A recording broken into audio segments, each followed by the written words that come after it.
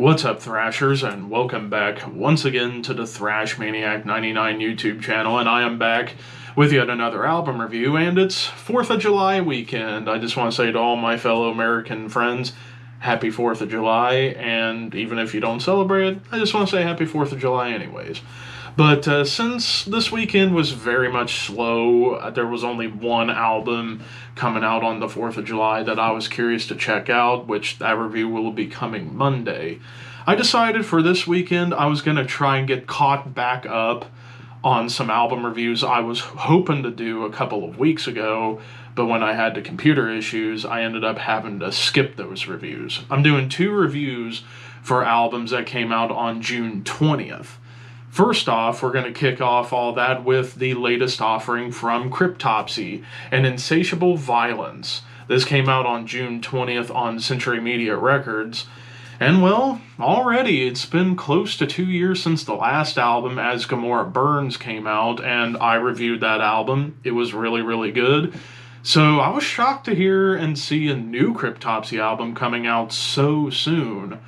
And good on them, we didn't have to wait too long for a new album. So here we are with a brand new Cryptopsy album. Now, I had already seen a couple of reviews heading into this, and people were saying, like, this is an insane album. Well, I'm going to find out for myself. So we kick things off with The Nemesis Adoration. Immediately starts off like a Cryptopsy album.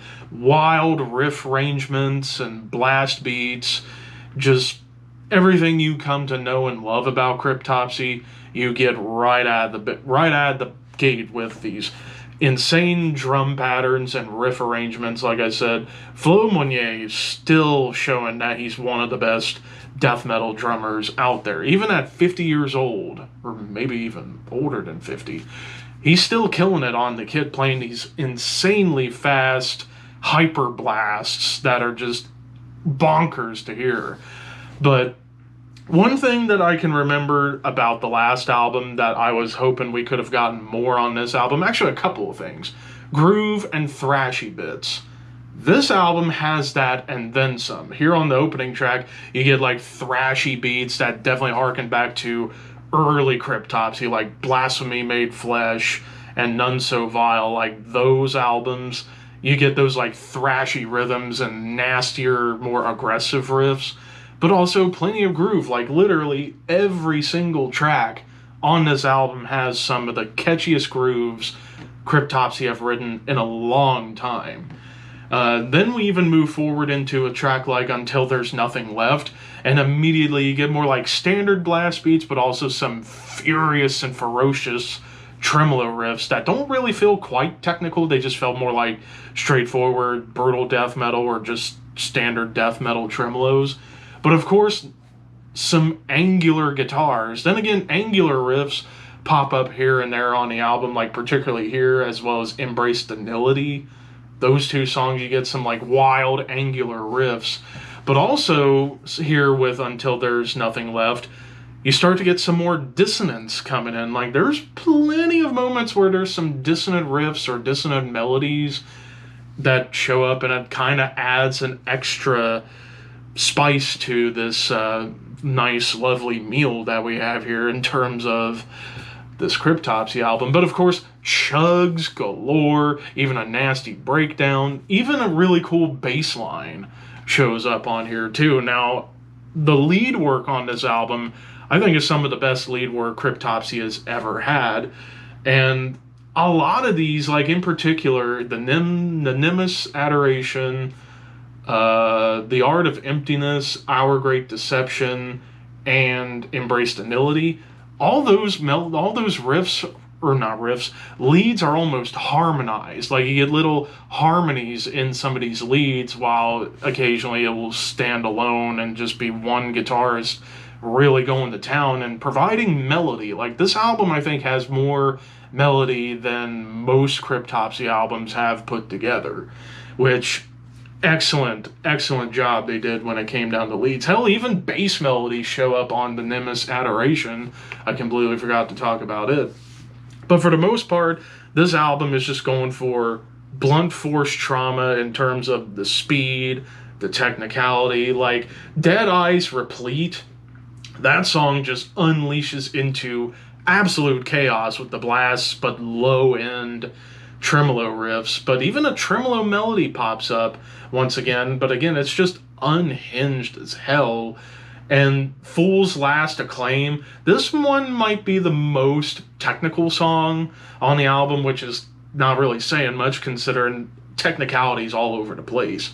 But this album or this song is just going for so many different like riff shifts and rhythm shifts, even just these tremolo riffs. It's just tremolo city on this track. But of course, you still get some groove, and this is really where it starts getting more hooky. Like there's more catchy hooks coming in with some of these riff patterns coming in, especially in later songs like The Art of Emptiness. And I love how it builds with these dissonant riffs and tremolo dissonant riffs and grooves before it does go back and forth between like thrashy beats and blast beats. Our Great Deception has probably one of the best openings of a song on the album, where it starts off with clean melodies and the drums building groove along with the bass before you get these nasty chugs, another breakdown coming in as well. And then Embrace Senility, this is where I think you get more dissonance showing up. Like the way it starts with these like dissonant chords, and then it builds into like triplet blasting that happens. And this is where the angular riffs kind of stuck with me a little bit. Like there's a little more catchiness to some of these angular riffs that show up on this track, but of course the tremolos are just bonkers on here. And then the closer, the longest track of the album at nearly 6 minutes, Malicious Needs, perfectly combines everything this album has to offer, with the crazy different blasting sections, these tremolo riffs, plenty of groove, nasty breakdown, more dissonant riffs, chugs, even like just more like brutal death metal riffs come up on here as well, and even like a slow, dare I say, doomy rhythm, but with a dissonant tremolo, and the song fades out with that, which I thought was a really cool touch. Matt's vocals on here, I think this is the best vocal performance he has had on a Cryptopsy album. Like he's getting deeper, he's not going for as many big screams, he's going for more of the brutal death metal vocal style, which, damn, he does a great job. And hell, I forgot to mention that on Embrace Senility, you get guest vocals from former vocalist Mike DeSalvo, who sang on Whisper Supremacy and Then You'll Beg. And he does a solid job going along with Matt's vocals on here. So, yeah, a little reunion there for Cryptopsy with Mike DeSalvo. So, yeah, pretty much all these songs were just killer. Like, you get everything that makes Cryptopsy Cryptopsy, and then some, with more melodic leads and some different musical ideas, like bringing in more dissonant riffs and more dynamic songwriting, especially in comparison to the last album. Even though As Gomorrah Burns was really good, this one, I think, blows As Gomorrah Burns out of the water in terms of songwriting, dynamics, and the musicality behind this. Really, the only thing I have to complain about, and I heard this was a common complaint about the album, and I do kind of agree, perhaps the production is a little too clean for this band. I get it, Christian Donaldson, he likes to make things sound crisp and tight. And while I can understand you want the kick drum to stand out, I feel like the guitar tone could have been a little bit more gritty, little grittier, and I think it would have perfectly suited this album. Like if you had like a guitar tone similar to like early Suffocation or even early Cryptopsy, but just mixed better in today's day and age, I think this album, production-wise, would have been even more standout. But aside from that gripe, the songs were amazing. I am going to give this 4.5. This is more than likely going to be a top 10, top 15 album of the year contender. This is just some badass stuff from Cryptopsy, showing that even after all these years of lineup shifts, they can still belt it out just as good as any other brutal tech death band out there. So if you are a fan of Cryptopsy but haven't listened to them in a while, definitely listen to this.